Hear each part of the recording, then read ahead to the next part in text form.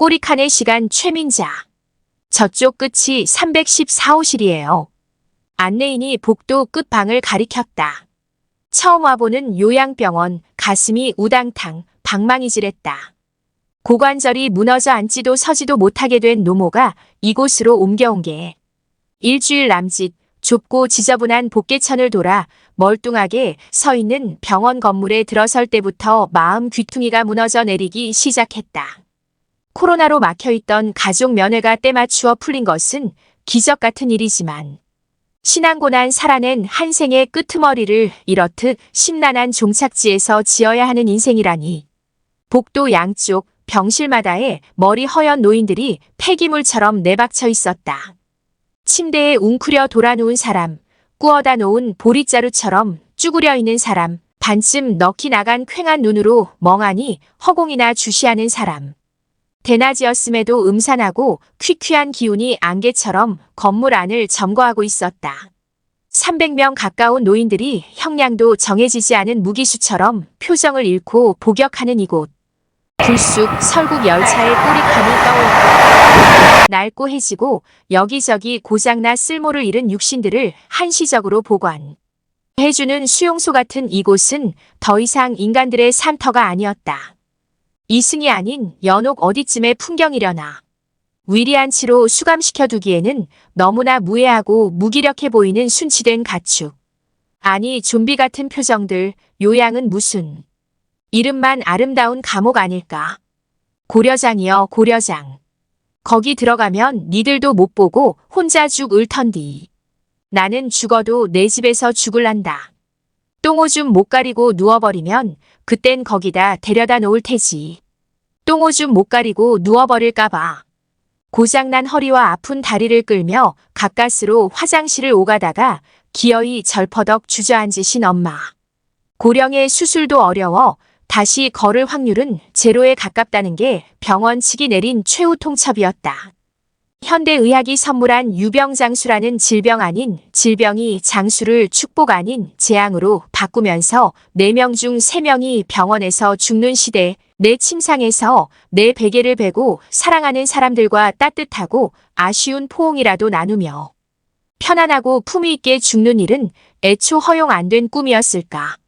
연어도 물냄새를 기억해 강을 거슬러 오르고 코끼리도 죽을 때를 찾아든다는데 임종 장소조차 선택하지 못하고 주사바늘이 주렁주렁 꽂힌 채 무슨 환자라는 죄목을 덮어쓰고 어딘지도 모르는 아득한 곳으로 유배되어 떠나는 게 이 생의 마지막 수순이어야 한다니.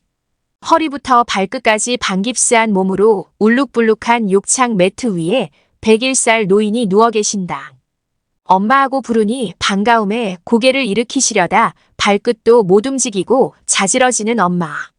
일찍 머리가 새셨지만 염색 한번 거르지 않았고 진즉 틀니를 하셨음에도 성근 이빠디를 누구에게도 내보이지 않을 만큼 자존심 강하고 정갈한 엄마가 일생 입어본 적 없는 얼룩덜룩 한 환복에 갇혀 수인처럼 형틀에 포박되어 계신다.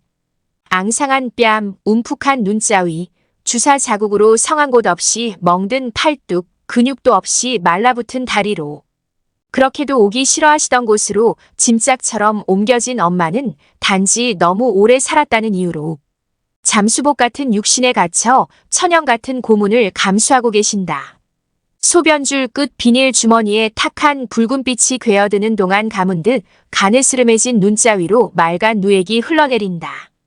전쟁과 가난과 온갖 풍파 속에 9아이를 낳고 생떼 같은 자식을 셋씩이나 가슴에 묻은 구겨지고 쭈그러진 피대기 같은 범부가 무에 그리 큰 죄를 지었기에 한 생의 끄트머리에서 산채로 칠성판에 붙박인 채로 고통을 당해야 한단 말인가. 개체의 죽음과 자기복제로 세대를 이어가는 이 행성의 운영체제를 모르지 않지만 육친의 생생한 고통 앞에 서면 여태의 터무니없는 은총을 잊고 아직껏 화해하지 못한 신에게 주먹감자라도 날리고 싶어진다. 설령 그것이 이 땅의 생명을 존속시키는 기발한 순환의 방편이라 쳐도 원천징수치고는 너무 가혹한 몰인정한 징벌적 과세 아닌가. 생명은 모두 백전백패, 모든 삶은 죽음으로 요약된다. 우연으로 왔다 필연으로 지는 인생. 왜 내 의지도 선택도 아닌 한 생을 힘들게 살아내고도 고통을 당하고 슬픔을 흩뿌리며 공포에 질린 뒷걸음질로 세상을 하직해야 한단 말인가. 더 잔인하고 고통스러운 것은 독수리에게 생간을 쪼아먹히는 고통을 견뎌야 했던 프로메테우스처럼 상황을 명징하게 인지하면서 언제일지 모르는 때가 올 때까지 초조하게 견뎌야 한다는 사실이다.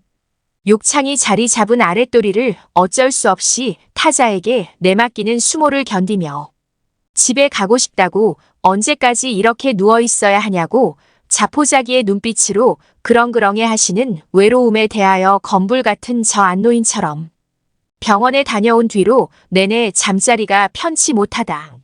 잠결에 문득 돌아눕다가 푹신한 침상이 죄스러워 뒤챈다. 뼈마디가 부서지고 살같이 문드러지면서도 돌아눕지도 일어서지도 못하는 채 형기도 모르는 형량을 감수하고 있을 늙은 수인의 신음소리가 벌떡벌떡 나를 일으켜 세운다. 차라리 얼른 데려가시라고 아니면 정신이라도 무뎌지게 하시라고 돌아가신 아버지를 소환하기도 한다. 자신의 죽음과 가장 상관없는 사람은 자신일 것이어서 엄마는 지금 삶의 마지막 과정을 명철한 감각으로 인지하며 이승의 시간들을 살아내고 계시는데 주제 넘은 딸은 타자의 삶을 고통으로 해석하며 불효막심한 기도나 드리고 있는 건 아닐까.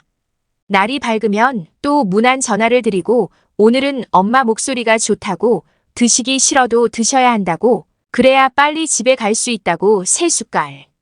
죽도 못 넘기는 엄마에게 자꾸 늘어가는 거짓말로 짐짓명랑한 척 주절대야겠지만